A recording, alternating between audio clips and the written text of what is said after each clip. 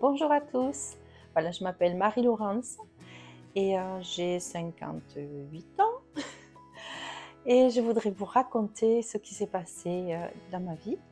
Quelque chose de magnifique, et qui dure. Donc je suis dans une famille, de 4 enfants et de parents et des parents qui ne s'entendaient pas et qui étaient au bord du divorce c'était vraiment, très difficile en tant que petite fille et je me rappelle, quelques flashs de disputes de mes parents et ça me marquait. Je souffrais vraiment de cette, division qu'il y avait dans leur couple et mon cœur désirait les voir se donner la main et un jour, ma mère a crié à Dieu parce qu'elle n'en pouvait plus et elle avait dit, si rien ne se passe, si Dieu tu ne te révèles pas, si tu ne changes pas quelque chose dans mon mari, ben, je divorce, je demande le divorce, dans 3 mois je divorce.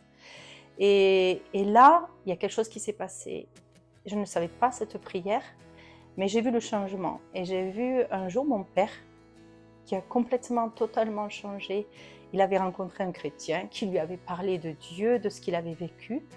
Et il y a eu un changement total. Lui qui était absent, un père absent, euh, aimant mais absent, a changé. Et envers ma maman, je les ai vus être vraiment réconciliés. Et ça, je sais que c'est grâce à Dieu, parce qu'il a eu vraiment une révélation de qui est Dieu et que Dieu était réellement vivant et agissant aujourd'hui. Ma maman avait déjà fait cette démarche et avait été touchée et prié, mais grâce aussi à ma sœur aînée qui avait elle aussi rencontré des chrétiens dans le renouveau charismatique et qui priait pour mes parents.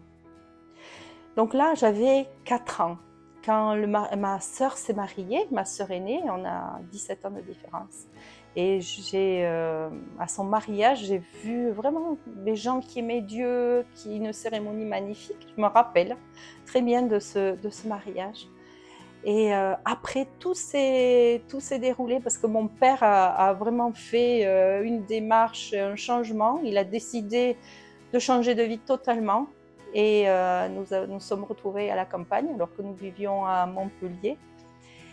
Et dans cette ferme, c'était le paradis pour moi. Ma petite fille dans les champs, ramasser les fleurs. Et j'aimais ça, j'étais, comment dire, contemplative. J'aimais la nature, j'aimais la création. Et j'ai vu le changement donc de mes parents et je savais que c'était Dieu. Donc je parlais à Dieu. J'aimais Dieu dans mon cœur de petite fille, j'aimais Dieu. Et un jour, alors que nous étions dans la ferme, mon grand frère, Jean-Hubert, 10 ans de plus que moi, a pris le tracteur et devait ramener un outil agricole. Et quelle joie! On n'était pas à l'école et on a pu monter avec lui sur le tracteur. C'était vraiment une fierté d'être à côté de notre grand frère. Et sur le chemin, je crois, du retour, nous avons eu un grave accident. En fait, j'ai été projetée en arrière et mes vêtements se sont pris dans les crampons et je suis passée entre la roue et le garde-boue du tracteur. Et à ce moment-là, ma petite sœur qui était assise sur le garde-boue comme moi, sur le même siège, a crié et a failli aussi être emportée en arrière, mais mon frère l'a retenue. Et quand il est descendu du tracteur, ça c'est ce qu'il m'a raconté, il m'a vu, mon corps pendait, je perdais du sang, il y avait vraiment des dégâts énormes, il croyait m'avoir tuée, je ne bougeais pas, j'étais inerte. À un moment donné, ça c'est son témoignage que vous pourrez écouter juste avant ce que je vous raconte. Il a perdu un peu tout contrôle, il a essayé de me tirer, il a essayé d'avancer un peu le tracteur, mais rien n'y faisait. Et ça risquait justement de faire des dégâts davantage. Et alors qu'il cherchait ma petite sœur, tout d'un coup, il s'est rappelé qu'il y avait ma petite sœur qui avait 6 ans, Sylvie. Il l'a vue, en fait, elle était passée sous le tracteur et elle me regardait. Et elle a crié. Et à ce moment-là, il l'a regardée et elle s'est mise au bord du chemin et elle s'est mise à prier Jésus. Et elle a dit Jésus, petit Jésus. Et elle a prié comme ça. Et à ce moment-là, mon frère qui avait 18 ans, je crois, ou 17, a réalisé que, en fait, là où on était à plus d'1 kilomètre dans la campagne, personne ne pouvait nous aider, nous n'avions pas de portable. Ben, il n'y avait que Dieu. Si Dieu existait, alors que jusqu'à maintenant, il reculait, malgré tout ce qu'il avait vu, ce qui s'était passé dans la famille, il n'avait pas encore fait la démarche de demander à Dieu de se révéler à lui. Et alors il a prié. Il a crié à Dieu. Il a prié, c'était plutôt crier. Il a crié à Dieu pour que quelque chose se passe et qu'il intervienne. Et à ce moment-là, alors c'est là que moi j'ai repris, je pense, j'étais dans le coma, j'étais inconsciente. Et là, j'ai vraiment senti, au moment où lui, de son côté, priait, j'ai senti 2 mains. Et c'était pour moi, c'est les mains de Dieu. C'est comme gravé dans mon corps, je les sens. Et c'est à ce moment-là que Jean-Hubert a dit, tu as attrapé mes poignets et tu as ouvert les yeux. Et je me rappelle, j'ai dit, ça va, papin, parce que Jean-Hubert était mon parrain, donc je l'appelais papin. Et je lui dis, ça va. Et là, donc il a pu me prendre dans ses bras et je perdais énormément de sang. Et on est remonté sur le tracteur et tout le long du chemin, pendant 1 kilomètre, la seule prière qu'il savait et qu'on savait, c'était Notre Père qui est aux cieux. Cette prière que Jésus a donnée aux disciples. Et nous avons prié, même moi, je balbutiais, mais je priais Notre Père qui est aux cieux, que ton nom soit sanctifié. Et on est arrivé jusqu'à la ferme. Et à ce moment-là, je me rappelle très bien, on m'a posé sur un lit. Et j'ai essayé de relever ma jambe, mais il n'y avait pas de... Tout partait, quoi. Je pouvais pas relever mes jambes, je pouvais pas redresser. Et puis je me sentais faible et avoir très très soif. Et là, bon, ça a été un temps un peu d'affolement où tout le monde a essayé d'appeler les secours, mais rien ne venait, comme par hasard. On ne pouvait pas avoir d'ambulance, on ne pouvait pas avoir de secours. Et donc c'est le propriétaire de la maison à côté, du propriétaire de la ferme, qui nous a amenés. Quand je suis arrivée là-bas, je me rappelle très bien, on m'a mis sur une civière et j'ai vu une grosse tête se pencher sur moi, avec des ciseaux qui me coupaient les vêtements pour pouvoir voir, faire des radios. Donc je suis arrivée avec 4 de tension, donc j'étais près de la mort. Je suis passée pas loin et j'avais perdu 1,5 litre de sang, une petite fille de 8 ans. J'avais fracture du fémur ouvert, une fracture du bassin. J'avais hémorragie interne, tout le bas, ventre, les jambes écrasées en fait par le tracteur. La carrosserie, en fait, tout avait été compressé. J'avais la jambe comme de la viande hachée, excusez-moi, hein, c'est pas très... mais vraiment, tout avait été compressé, déchiqueté. Et en fait, je me rappelle très bien qu'à ce moment-là, je ne pouvais ni faire pipi, ni aller au sel, ni manger, parce que tout avait été... et toute la famille, que ce soit mon frère, ma soeur, mes parents se sont mis à prier. C'était comme une chaîne de prière où ils priaient, ils venaient, ils se relayaient auprès de moi et petit à petit, chaque chose se sont mis en place. J'ai pu uriner. Enfin voilà, il y a eu plusieurs choses j'ai repris. Je commençais à manger avec de la compote pour bébé, c'était délicieux. J'avais une hémorragie interne aussi. Et j'avais le ventre qui était gonflé et bleu et j'avais mal. Je souffrais. Je me rappelle, mon papa se mettait à côté de moi. Je disais, papa, tu pries pour moi. Et alors il mettait sa main sur mon ventre et tout dégonflait et la douleur s'arrêtait. Ça a été encore une fois, quelque chose de surnaturel que je vivais. Et donc on a avancé, ils se sont vraiment occupés, les chirurgiens, de ma fracture du fémur. Donc j'avais la jambe en extension pendant pas mal de temps. Ça a duré 40 jours, l'hospitalisation. Et par rapport au bassin, je devais aussi avoir une opération parce que ça avait été écrasé et donc le chirurgien avait dit il faudra opérer.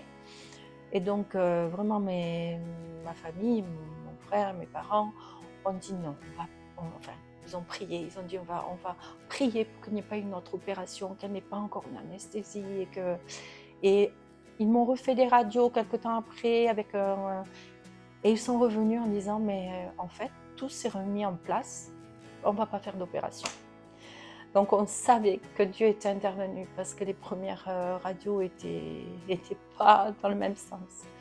Voilà, ça c'était pour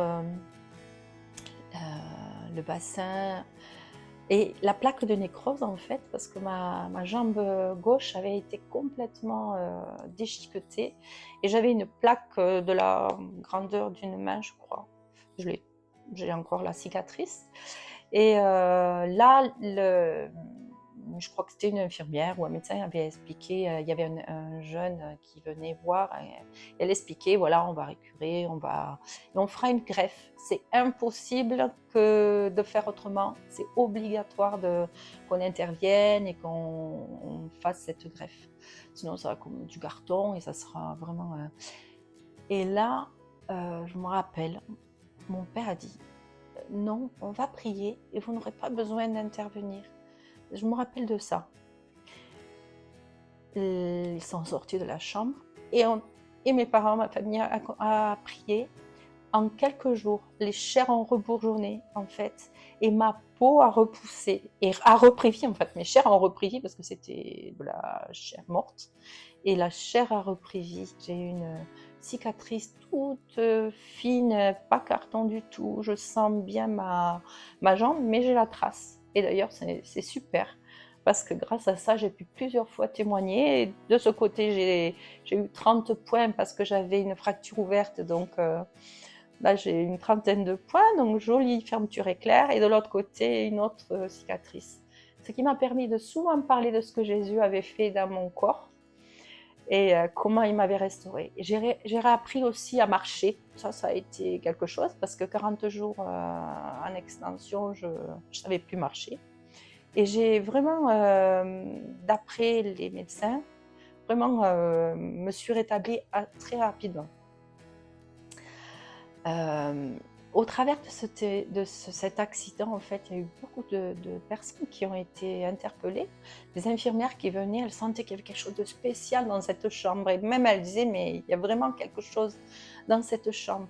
Le kiné qui venait un jour, alors qu'il m'apprenait à marcher, il avait dit, mais vous savez, si vraiment Dieu existe, moi je voudrais qu'il fasse quelque chose pour ma femme. Et mon papa qui était là, il m'a dit, mais qu'est-ce qu'a votre femme? Et sa femme avait une tumeur à l'hypophyse, un adénome, ou je ne sais plus comment on dit ça, une tumeur à l'hypophyse. Et ses jours étaient comptés. Et donc mon papa tout naturellement a dit, nous on ne peut rien faire, on n'est pas des guérisseurs, mais Dieu peut la guérir. Et donc il en a parlé à sa femme. Et quelques temps après, mes parents ont pu la rencontrer, ont pu prier pour elle. Et elle a été guérie. Et alors qu'elle ne pouvait pas avoir d'enfant, elle est tombée enceinte, elle a eu 3 enfants, 3 belles filles. Et ça a été le début sur la ville de Lodève, puisque c'est dans l'Hérault, que ça s'est passé. Ça a été vraiment le début d'un petit groupe de gens qui se réunissaient pour remercier Jésus, pour prier. Voilà, et pour moi, c'était magnifique. Et en même temps, mes parents, en fait, qui avaient changé de vie, puisque au lieu d'avoir une villa bien confortable, on était dans une petite maison toute simple, et ils avaient décidé d'ouvrir leur maison. Et d'ouvrir leur maison aux malheureux, d'ouvrir leur maison aux alcooliques, aux drogués, et tout ça.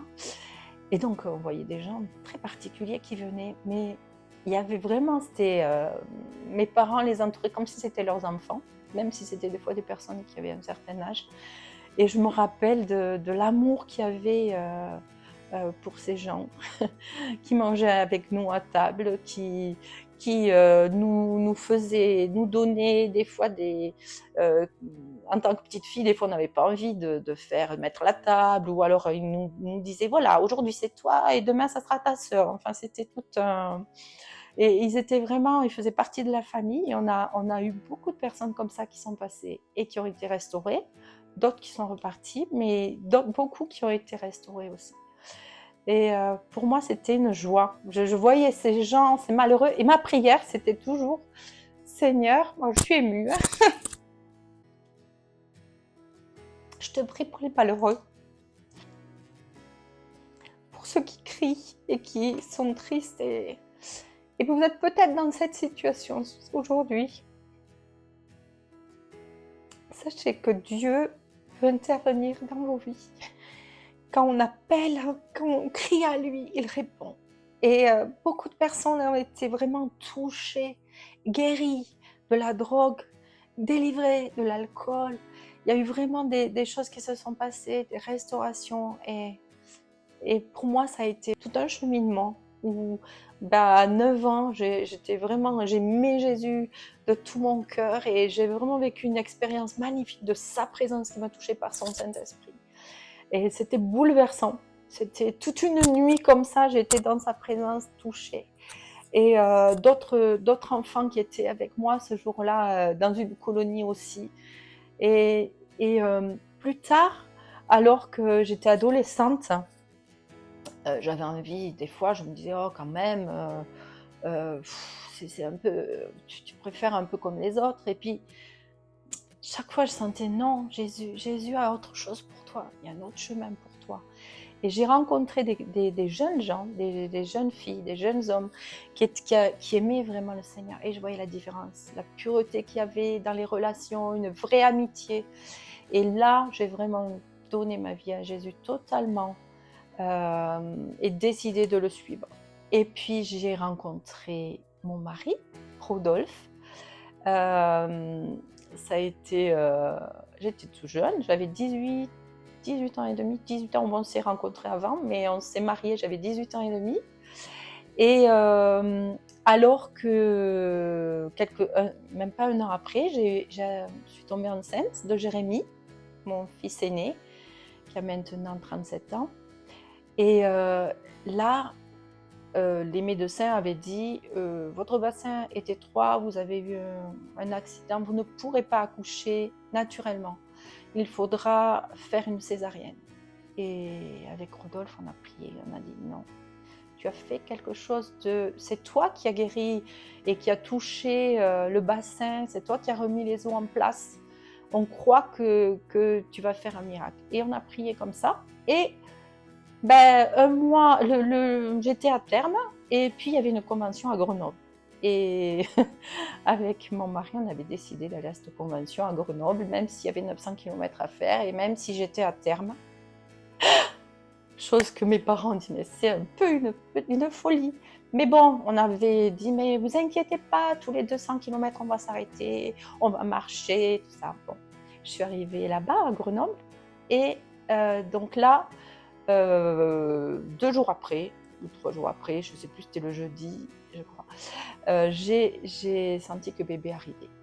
Alors, panique à bâbord, parce qu'on n'avait pas du tout prévu contacter ni de maternité, ni rien. Et donc là, j'arrive à une maternité, l'accouchement se met en place. C'était une jeune sage-femme qui m'a accouchée. C'était son premier accouchement, seule. Et ça s'est passé magnifiquement bien. Et je n'ai pas eu de césarienne. Et je sais que Dieu est intervenu et que, voilà, ce qu'il fait, il le fait parfaitement. Mon bassin était parfait malgré l'apparence et malgré ce que le gynécologue et les médecins avaient dit. Ça, c'était un premier miracle. Jérémy faisait 3,7 kg. Donc, ce n'était pas une crevette, c'était un gros bébé. Après, j'ai eu Naomi, 2 ans après. Et pareil, elle est venue comme une lettre à la poste. C'est une jolie petite fille, magnifique, que le Seigneur nous a donnée, nous a comblée. Voilà, je veux vraiment vous inviter à faire confiance. Il y a un verset qui dit « Confie-toi à l'Éternel et mets ton espérance en lui. » Parce qu'il répond. Quand on crie à lui, il répond. Et il voit chacune de tes difficultés. Confie-toi en lui. Il n'y a rien qui lui est impossible. Il est le Dieu tout suffisant, le Dieu tout-puissant. Et je veux vraiment vous encourager à faire cette prière. Si tu existes, Dieu, révèle-toi à moi, comme l'a fait mon papa et ma maman. Révèle-toi à moi. Viens changer ma vie.